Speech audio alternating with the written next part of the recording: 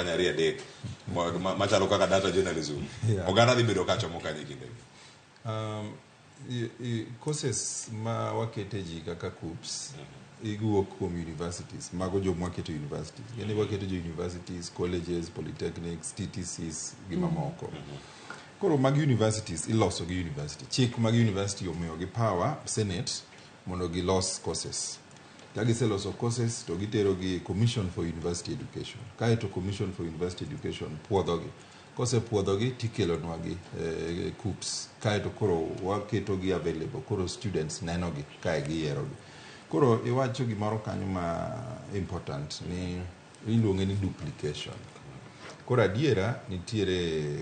samoro nitie duplication ma courses moko iyude ka to ochal ma to chak iyudo kama chielo ochal ma kata mana institution achiel university achiel iyudo ka gin 3-4 to gidwa chalore nikech ka kidwa ng'eyo ni course dwa chalore kata course chalore ka nyithindo dhi attachment gidhi kanye ka giromo gitimo tich achiel e office achiel to giwuok e university achiel to giwuok e faculties mopogore tiende ni gitimo gima chalre ka gisetieko gi graduate gidhi manyo tich kendo koland tije gichak gi apply kendo giyudore